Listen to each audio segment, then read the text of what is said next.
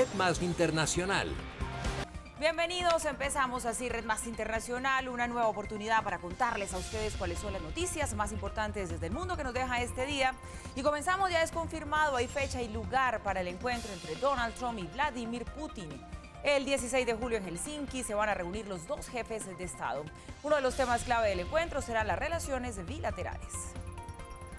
Con el paso de las horas, la expectativa iba en aumento. Inicialmente se conoció la noticia sobre una eventual cumbre. Washington y Moscú de manera simultánea anunciaron que el próximo 16 de julio en Helsinki será la reunión entre Donald Trump con su homólogo ruso Vladimir Putin. Previamente, Trump ya había adelantado que la capital de Finlandia sería uno de los lugares donde podría llevarse a cabo el encuentro, donde los mandatarios discutirán el estado de las relaciones entre Estados Unidos y Rusia y la perspectiva, además de temas internacionales como Siria y Ucrania. En los últimos años, las relaciones se han visto afectadas. Rusia apoyó al régimen de Bashar al-Assad en Siria. Estados Unidos dio su apoyo a los rebeldes a la anexión de Crimea por Rusia, que ha sido acusada de apoyar a los separatistas en el este de Ucrania, además de la injerencia rusa en las elecciones presidenciales de noviembre de 2016, el caso que ha sido investigado por el fiscal especial Robert Mueller. A través de su cuenta en Twitter, Donald Trump hizo referencia al encuentro antes de hacerse oficial, negando la injerencia rusa en las elecciones. Rusia continúa diciendo que no tuvo nada que ver con la injerencia en nuestras elecciones. ¿Dónde está el servidor del DNC? ¿Y por qué el oscuro James Comey y los ahora desacreditados agentes del FBI no lo examinaron de cerca? ¿Por qué no está siendo investigado Hillary Rusia? Muchas preguntas, mucha corrupción. El llamado Russiagate o trama rusa llevó a Washington a aplicar sanciones a 19 ciudadanos y 5 empresas rusas en marzo de este año. Además de las sanciones, también ha habido expulsiones tras la conmoción mundial por el envenenamiento en Reino Unido del exespía ruso Sergei Skripal junto a su hija. Estados Unidos, junto a Alemania y Francia, aseguraron que Rusia era responsable. Entre Europa y Estados Unidos fueron expulsados como consecuencia más de 120 diplomáticos rusos. Por su parte, Rusia también tomó cartas en el asunto y suspendió diplomáticos de 23 países. Quien organizó la cumbre fue el asesor de Seguridad Nacional de Estados Unidos, John Bolton, quien viajó a Rusia a ultimar detalles con Putin. Además de conversaciones telefónicas y encuentros casuales en eventos, será el primer cara a cara entre los mandatarios, justo un día después de la final del Mundial de Fútbol. Se produjo una nueva visita de Melania Trump a la zona fronteriza entre Estados Unidos y México. La primera dama se reunió allí con refugiados afectados. A un centro de detención en Arizona llegó Melania Trump para ofrecer su apoyo a los niños y familias que se han visto afectadas por la política tolerancia cero durante las últimas 6 semanas. Es la segunda vez que la primera dama visita la frontera. La primera se vio opacada por la chaqueta que usó con un polémico mensaje. Al parecer, esta vez quiso desviar la atención durante su inspección al refugio de inmigrantes en Tucson. 522 niños han podido reencontrarse con sus padres en medio del drama migratorio bajo la política tolerancia cero de la administración Trump. Sin embargo, hay miles que siguen intentando cruzar la frontera, entre quienes solo sueñan con reencontrar a sus padres. Ahorita la frontera está lleno de niños inmigrantes que han sido separadamente de sus padres y los niños lloran. En los albergues que quieren a su mamá, que quieren estar con su mamá, con su papá, lloran porque en realidad ellos psicológicamente se sienten mal. La confusión invade a los padres de familia en medio de la angustia y cuando hay más preguntas que respuestas. Si uno dice, no, si me van a deportar a mí, quiero que mi hijo también se vaya conmigo, no le vale, porque eso lo decidió su hijo. Ya, por eso es muy difícil. Y eso sí se lo dicen a uno. Él va a decidir si quiere quedarse o quiere irse. Porque usted no puede estar en este país, pero él sí. Y así describen lo que termina en pesadilla, cuando estaban en búsqueda de un sueño. Al principio, como les digo, no, o sea, le falta mucho el respeto a uno. Ya, pero ya al final sí hay personas buenas, pero no todas. La mayoría siempre son como racistas.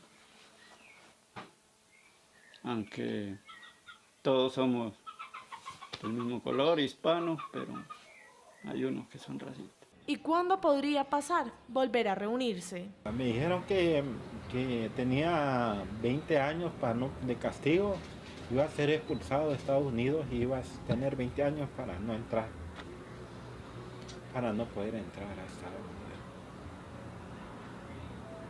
Vamos a ver cuándo iré a ver a mi hija.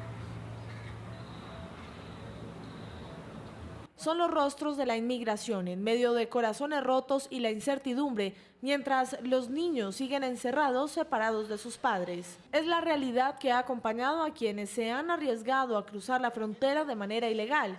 Los mayores de edad son procesados por la vía penal. Entre el 5 de mayo y el 9 de junio, 2.342 niños fueron separados de sus padres y llevados a refugios gubernamentales. El 20 de junio, Trump reversó la orden de separar a las familias. Hasta el momento, 522 niños han podido reencontrarse con sus padres. Qué dolor que pase esto en un mundo en el que todos somos los mismos. Cambiamos de tema y atención a esto. Corea del Norte estaría renovando uno de sus centros nucleares. Imágenes satelitales muestran lo que serían avances en la infraestructura de uno de los centros. Serían mejoras a la infraestructura del Centro de Investigaciones Nucleares, el sitio donde el régimen de Kim Jong-un produce material para lograr las bombas atómicas que ayudaron a Kim Jong-un a convertirse en potencia nuclear. Las imágenes captadas el 21 de junio revelan las modificaciones al reactor productor de plutonio y construcciones que sirven de apoyo. Las modificaciones habrían iniciado antes de la cumbre del 12 de junio en Singapur entre Donald Trump y Kim Jong-un, en donde se comprometieron a avanzar en la desnuclearización de la península. El secretario de Estado Mike Pompeo había asegurado que Corea del Norte continúa siendo una amenaza nuclear, sin embargo, que había disminuido en algún grado tras la cumbre Trump-Kim. También se habrían levantado nuevos edificios en torno al laboratorio radioquímico usado para separar el plutonio de barras de uranio. Para la próxima semana se espera una nueva visita del secretario de Estado de Estados Unidos Mike Pompeo a Pyongyang para presentar una serie de plazos y condiciones específicas para el desmantelamiento atómico del régimen de Kim Jong-un. Los 28 países miembros de la Unión Europea se reunieron hoy en Bruselas para dar inicio a una cumbre de 2 días en donde la inmigración será el tema central del encuentro. La canciller alemana Angela Merkel, quien ha asistido a más de 60 cumbres de la Unión Europea en sus 12 años y medio a la cabeza de la nación germana, fue sin duda quien lideró esta reunión. Los mandatarios de los 28 países adscritos a la Unión Europea discuten el cierre de las fronteras externas y el retorno de los solicitantes de asilo. Una discusión bastante acalorada si se tiene en cuenta las diferencias abismales de opiniones entre los países europeos. En una esquina, el gobierno de Italia quiere deshacerse de las reglas de Dublín sobre procedimientos de asilo y pide al Consejo Europeo más acciones que palabras bonitas. Italia no necesita más palabras y comunicados, necesitamos acciones concretas. En la otra esquina del cuadrangular se encuentra Alemania, quien en cierta manera está apoyada por Francia y España.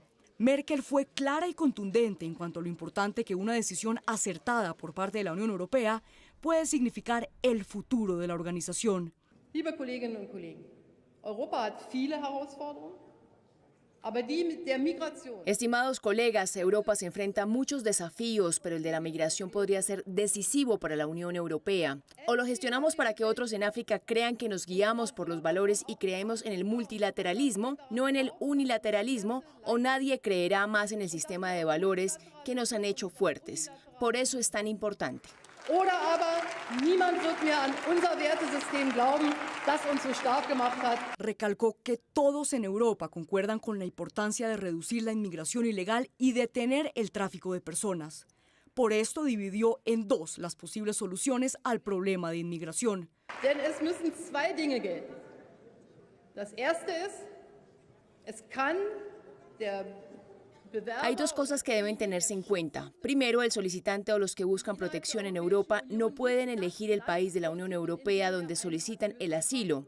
En segundo lugar, no podemos abandonar los países donde se producen todas las llegadas. Esta es la esencia de la regulación de Dublín III. in denen alle Ankünfte stattfinden, völlig alleine lassen. Das ist doch die Krux der Dublin III-Verordnung. El presidente de Francia, Emmanuel Macron, respaldó cualquier decisión que se tome en la cumbre. Todos enfrentamos una elección simple. ¿Queremos soluciones de cada nación o creemos en la solución y cooperación europea? Por mi parte, defenderé las soluciones europeas en cooperación, en la Unión Europea y bajo Schengen. Esta reunión no solo pone en tela de juicio el futuro de la Unión Europea como bloque político, sino que ubica entre la espada y la pared el gobierno de la canciller alemana Angela Merkel, pues solo un resultado satisfactorio para el gobierno alemán podría mantener a su socio en la coalición. El ministro del Interior alemán decidirá el próximo sábado si está o no de acuerdo con los resultados obtenidos por Merkel en Bruselas, y de rechazar las conclusiones de la cumbre, Merkel destituiría al ministro de Interior, lo que generaría un estallido en la coalición. 5 muertos y un sospechoso detenido dejó un tiroteo en la sala de redacción de un periódico en Maryland, en los Estados Unidos. Los investigadores encontraron explosivos en el lugar. Este era el panorama al interior de un periódico local en Maryland.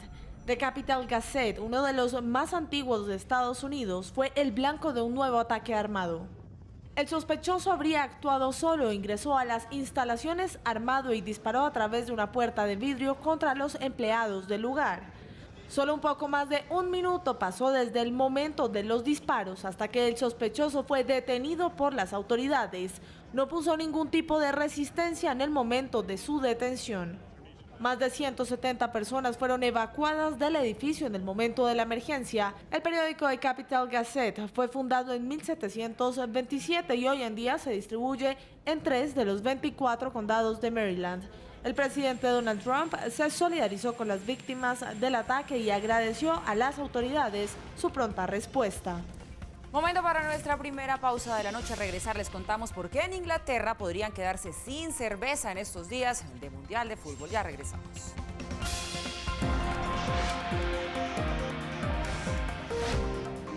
Buenas noches. La selección Colombia dio su paso a octavos de final como cabeza de grupo después de derrotar a Senegal. Su próximo partido será ante Inglaterra el 3 de julio a la 1 de la tarde.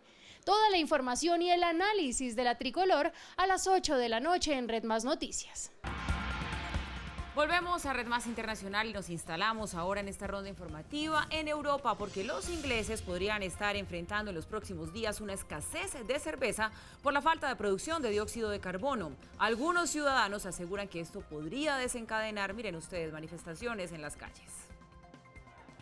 La cerveza, la que podría considerarse la bebida típica por excelencia en Inglaterra, la fiel amiga luego de una ardua jornada de trabajo, y la que siempre acompaña a los famosos pubs ingleses a los seguidores del fútbol, podría estar fuera de circulación durante las próximas semanas. Esto debido a que el suministro de dióxido de carbono o CO2 es escaso por los cierres de producción en las fábricas de este producto químico. Sí, así como lo oyen, en pleno mundial, en el que la selección de Inglaterra está haciendo una muy buena presentación y enfrentará en fase de octavos a la selección de Colombia, los ingleses se quedarán sin su agua bendita. Es algo exagerado, ya sabes, no poder tomar cerveza. Creo que es inconcebible pensar en ello si soy franco. ¿Cómo lo haría? Probablemente solo dormiría un poco más. Y mientras unos planean dormir más para no sentir el sufrimiento por cuenta de la escasez de la cerveza, quienes creen que los Tres Leones regresarán a casa con la Copa del Mundo advierten que puede haber manifestaciones. ¿Habrá escasez de cerveza? Habrá disturbios en las calles. Será una pesadilla, especialmente porque la Copa regresará a casa, así que vamos a necesitar la cerveza hasta la final. Inglaterra, creador del fútbol y ganador del Mundial de 1966 jugado en casa, deberá probar otras bebidas si quiere celebrar hasta el final los triunfos de su selección. No estaría de más entrar en la onda rusa y brindar con un trago de vodka. Bueno, y como lo que viene es el partido de Inglaterra frente a Colombia, deben estar más preocupados todavía. 15 muertos y 70 heridos dejó el incendio en un mercado de Nairobi, en Kenia. Se trata de uno de los mercados al aire libre más grandes de la ciudad. El lugar donde se vendía ropa de segunda mano quedó completamente calcinado, los cuerpos irreconocibles. Mientras avanzan las investigaciones para esclarecer qué ocasionó las llamas, la Cruz Roja estableció una mesa de rastreo para las personas que buscan a sus seres queridos y ofrecen también apoyo psicosocial. El príncipe William culminó una visita histórica en Tierra Santa, visitando los lugares sagrados de las 3 principales religiones monoteístas. Luego de una visita de 4 días a Israel y Cisjordania, el duque de Cambridge, segundo en la línea de sucesión al trono de la corona británica, dedicó el último día a visitar lugares sagrados. Luego de pasear por el Monte de los Olivos, un lugar desde el cual se puede apreciar Jerusalén, y por el que israelíes y palestinos mantienen una disputa desde hace décadas, se dirigió a la mezquita de Al-Aqsa, lugar sagrado para los musulmanes y donde se cree estaba construido el segundo templo de los judíos. William, una vez terminada su visita a la mezquita, acompañado del patriarca de la Iglesia Ortodoxa griega, visitó el Santo Sepulcro, lugar donde se cree fue enterrado Jesucristo y a donde cada jueves y viernes santo millones de cristianos peregrinan. Las visitas a cada lugar fueron cortas. La estadía del príncipe en Israel culminó con la visita al Muro de los Lamentos, lugar sagrado del judaísmo, ya que es el único muro que quedó de pie tras la destrucción del segundo templo en el año 70 después de Cristo en manos de los romanos. Ahí, acompañado del gran rabino de Israel, el duque de Cambridge, como es costumbre, puso un papelito entre las piedras del muro y dedicó unos minutos para rezar. La visita histórica del príncipe William a Tierra Santa culminó y tanto israelíes como palestinos esperan tener un aliado en el Reino Unido para por fin encontrar la solución a una paz duradera. Una avioneta se estrelló en pleno centro financiero en la ciudad de Bombay, en la India. Toda la tripulación perdió la vida en el accidente. Como una escena de una película de acción, una avioneta que cubría un vuelo privado voló sobre la capital financiera de India, Bombay. El piloto perdió el control y estrelló la aeronave contra uno de los edificios de la ciudad, ocasionando un gran incendio. Los testigos no podían creer lo que estaban viendo. Solo vi el avión acercarse entre los edificios y estrellarse. Quienes no presenciaron el siniestro pero escucharon la explosión, nunca pensaron que se tratara de un accidente de avión. Después de varios minutos supimos del accidente de avión por la explosión. Pensamos que era una explosión en la gran caja eléctrica situada al lado de nuestro edificio y luego nos dimos cuenta que un avión se había estrellado. Los bomberos y demás organismos de rescate llegaron al lugar de los hechos, pero ya era tarde. 5 personas perdieron la vida, entre las cuales se encontraba un transeúnte que caminaba a las calles de Bombay. Hacemos una nueva pausa. Al volver empezó ahora sí la cuenta regresiva para las elecciones presidenciales en México y les contamos sobre este tema y otros más. Ya regresamos.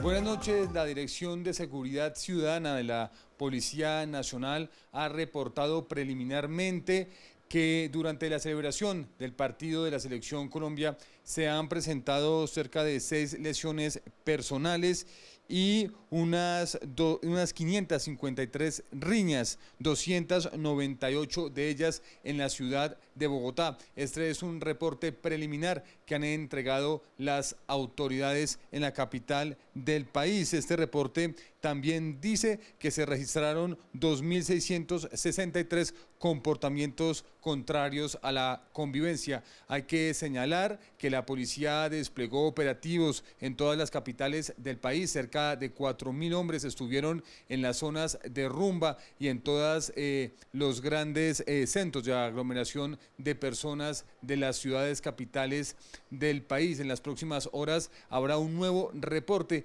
con nuevos datos sobre la celebración del triunfo de Colombia. Esta se centralizó en Bogotá, en el Parque de la 93, en Galerías y en el sector de la Carrera Séptima con calle 70. Más detalles de esta noticia en la emisión central de Red Más Noticias a las 8 de la noche. Estamos de regreso y continuamos, por supuesto, con la información. Este jueves comenzó la veda electoral en México, en la que los candidatos a la presidencia no podrán hacer campaña para los comicios de este 1 de julio. El mandatario saliente, Enrique Peña Nieto, pidió a los mexicanos que voten para rechazar la violencia.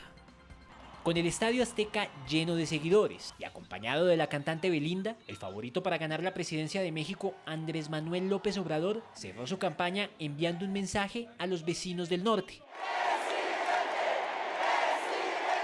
No le faltaremos el respeto al gobierno de Estados Unidos porque no queremos que nadie ofenda a nuestro pueblo y a la nación mexicana. México es un país libre y soberano. Nunca será piñata de ningún gobierno extranjero. Sí se puede, sí se puede. Desde León, en el estado de Guanajuato, el aspirante Ricardo Anaya cerró sus actividades con esta petición. Les quiero pedir que no se dejen engañar por las encuestas falsas que están patrocinadas desde el gobierno. Nuestra coalición, y esto debe quedar claro, es la única que le puede ganar a López Obrador. José Antonio Meade, quien representa al oficialismo, estuvo en Saltillo, Coahuila, invitando a sus seguidores a no perder las esperanzas de cara a los comicios del 1 de julio. Luchemos del lado correcto de la historia. Gracias por su apoyo, gracias por su esfuerzo, gracias por su fe. No hay nada ni nadie que detenga los sueños de todos los mexicanos. ¡Vamos juntos a la victoria! Por su parte, Jaime Rodríguez Calderón, conocido como El Bronco, decidió cerrar su campaña en las redes sociales. Hoy las urnas están vacías. Tú vas a decidir la verdadera encuesta. Solo tú vas a decidir si este lunes México tiene un amanecer como jamás lo ha tenido este país. Hasta el 1 de julio habrá una veda electoral en la que ni los candidatos ni los partidos podrán hacer actos proselitistas, ya que la ciudadanía estará en un periodo de reflexión del voto. El mandatario saliente, Enrique Peña Nieto, lamentó los hechos de violencia que han empañado la contienda electoral. La mejor forma de manifestar nuestro rechazo a este tipo de actos es acudiendo a votar. Unas 87 millones de personas están habilitadas para votar en las elecciones de este domingo, consideradas como las más importantes de la historia de México, ya que además de presidente, los mexicanos elegirán diputados de la Cámara, senadores, 8 gobernadores, legisladores locales y alcaldes.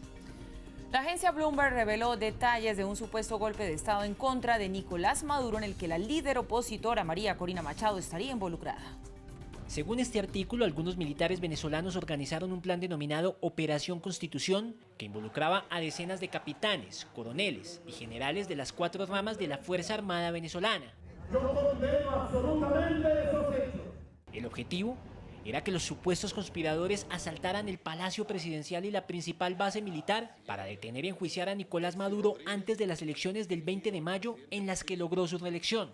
Parte de la planificación habría sido realizada en Bogotá, pero los funcionarios colombianos y estadounidenses que supuestamente sabían sobre la trama y habían aprobado el presunto golpe se negaron a brindar apoyo, por lo que la misión debió aplazarse. El artículo señala a la coordinadora del movimiento 20 Venezuela, María Corina Machado, como una de las partícipes del plan.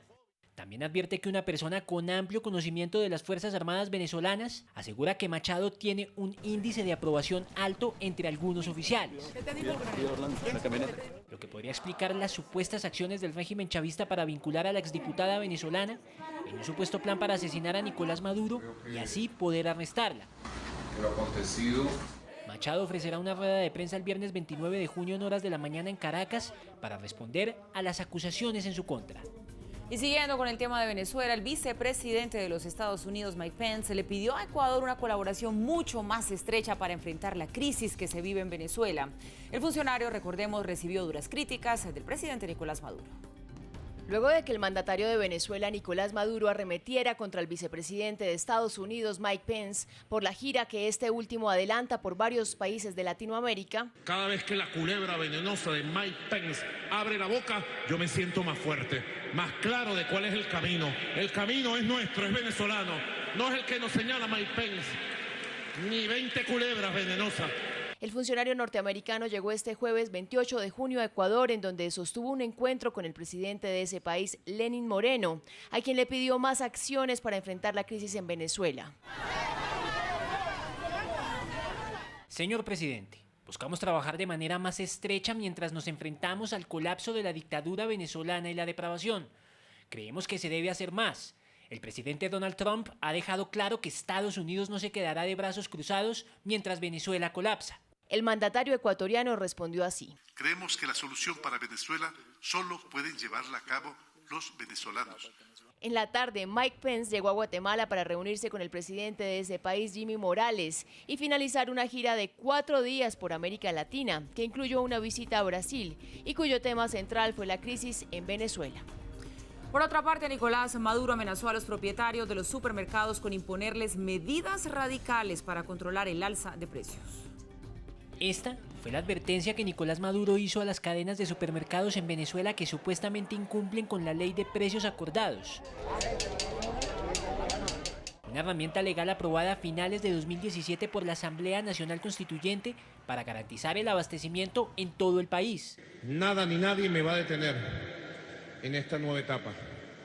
Y si ustedes siguen practicando la economía criminal, entonces me van a obligar a tomar decisiones radicales de fondo, y pido al pueblo me acompañe en una nueva etapa donde será inevitable radicalizar una revolución que tiene derecho a vivir, a existir, a un pueblo que tiene derecho a su felicidad. El mandatario rechazó nuevamente la guerra económica que, según él, enfrenta a Venezuela. Si nos secuestran 1.400 millones de dólares, como nos tiene secuestrado la Unión Europea en Euroclear, con la orden del gobierno de Estados Unidos, quizás no las hagan más difícil. Nos quitan 1.400 millones de dólares que era para importar medicina y alimentos. Y ahí está secuestrado. Muy bien. ¿Cómo respetan ustedes los derechos humanos? Pero ni con eso nos van a detener. Si nos anulan cuentas bancarias. Recientemente el gobierno venezolano ocupó 8 de los principales mercados en Venezuela e inició el abordaje de otros 21 ante indicios de especulación, acaparamiento de productos y remarcaje de precios. A pesar de estas medidas, Venezuela sigue enfrentando una crisis por cuenta de la escasez de alimentos y medicinas y una hiperinflación que, según la Asamblea Nacional, fue de 2,4% diario durante mayo de este año. El escándalo que dejó en evidencia los casos de abuso sexual a menores en Chile continúa. El Papa Francisco aceptó la renuncia de 2 arzobispos de ese país. Después de que los 34 obispos chilenos dejaran sus cargos ante el Papa Francisco por acusaciones sobre acoso sexual a menores, el sumo pontífice aceptó la renuncia de 2 prelados más del país austral, quienes a causa de los hechos decidieron hacerse a un lado. Se trata de Alejandro Goy Carmelic de la ciudad de Rancagua y Horacio del Carmen Valenzuela de la ciudad de Talca, quienes, según un comunicado, serían reemplazados por comisionados apostólicos. La relación entre uno de los recientes implicados y los obispos previamente involucrados en el escándalo del acoso sexual en Chile parece ser más cercana. Valenzuela, de 64 años, durante su inicio en el sacerdocio fue uno de los 4 obispos entrenados hace varios años por Fernando Caradima, quien desde su condición como padre fue declarado culpable en una investigación del Vaticano realizada en 2011 por abusar de niños en Santiago de Chile durante las décadas de los 70 y 80. Con la deserción de Goy y Valenzuela, ya son en total 5 miembros del obispado del país sudamericano quienes dejan sus cargos, pues en el proceso en contra de Caradima también se vio implicado el arzobispo Juan Barrios, quien según las autoridades lo encubrió, además de otros 2 miembros. Las últimas renuncias referentes a un caso que todavía no parece tener final coincidieron con la instalación de 14 cardenales por parte del Papa Francisco, ceremonia realizada en la Basílica de San Pedro. Dos organizaciones sociales en Nicaragua propusieron un plebiscito para que el pueblo decida sobre el futuro de Daniel Ortega en la presidencia. Hagamos Democracia y el Movimiento por Nicaragua presentaron una iniciativa por medio de la cual pretenden que los ciudadanos decidan en octubre si quieren que Ortega y su esposa, la vicepresidenta Rosario Murillo, permanezcan en el poder. La propuesta fue dada a conocer en medio de una ola de protestas contra el régimen sandinista, cuya represión ha dejado más de 280 muertos. El primer humanoide que deslumbró al mundo por su comportamiento, creado por la compañía japonesa Honda en el año 2000, quedó fuera de circulación. A principios del milenio y después de casi 3 décadas de investigación, Honda Robotics dio vida a Asimo, el robot humanoide más avanzado creado hasta ese momento. El propósito del robot era ayudar a personas en condición de discapacidad o a aquellos quienes no podían mover sus cuerpos por completo por voluntad propia. Además, incentivar a jóvenes de la época para que realizaran actividades académicas relacionadas con la ciencia, la tecnología y las matemáticas. Asimo era capaz de detectar sonidos y movimientos de personas a su alrededor, reconocer simultáneamente sus rostros y voces sin importar que hablaran al mismo tiempo, responder a estímulos del entorno, cambiando sus acciones e incluso recuperar el equilibrio para desplazarse con rapidez debido a sus largas piernas. 18 años después, Honda decidió dar por terminado el proyecto de Asimo, argumentando que actualmente el robot carece de utilidad. También por la falta de competencia que hay en la fabricación y desarrollo de robots con características humanas. El carismático humanoide se hizo famoso a nivel internacional por aparecer en eventos públicos con personalidades como el expresidente Barack Obama, con quien jugó fútbol, la canciller alemana Angela Merkel y los reyes de España. También se convirtió en el primer no humano en tocar la campana que marca la apertura de la bolsa de Wall Street en Nueva York. Sin duda, este es un robot que marcó un antes y un después en la historia de la tecnología a nivel mundial.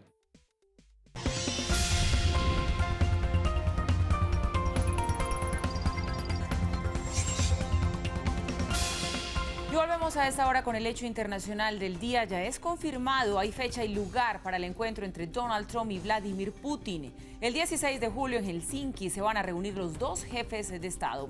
Uno de los temas clave del encuentro serán las relaciones bilaterales. Con el paso de las horas, la expectativa iba en aumento. Inicialmente se conoció la noticia sobre una eventual cumbre. Washington y Moscú de manera simultánea anunciaron que el próximo 16 de julio en Helsinki será la reunión entre Donald Trump con su homólogo ruso Vladimir Putin. Previamente, Trump ya había adelantado que la capital de Finlandia sería uno de los lugares donde podría llevarse a cabo el encuentro, donde los mandatarios discutirán el estado de las relaciones entre Estados Unidos y Rusia y la perspectiva, además de temas internacionales como Siria y Ucrania. En los últimos años, las relaciones se han visto afectadas. Rusia apoyó al régimen de Bashar al-Assad en Siria. Estados Unidos dio su apoyo a los rebeldes a la anexión de Crimea por Rusia, que ha sido acusada de apoyar a los separatistas en el este de Ucrania, además de la injerencia rusa en las elecciones presidenciales de noviembre de 2016, el caso que ha sido investigado por el fiscal especial Robert Mueller. A través de su cuenta en Twitter, Donald Trump hizo referencia al encuentro antes de hacerse oficial, negando la injerencia rusa en las elecciones. Rusia continúa diciendo que no tuvo nada que ver con la injerencia en nuestras elecciones. ¿Dónde está el servidor del DNC? ¿Y por qué el oscuro James Comey y los ahora desacreditados agentes del FBI no lo examinaron de cerca?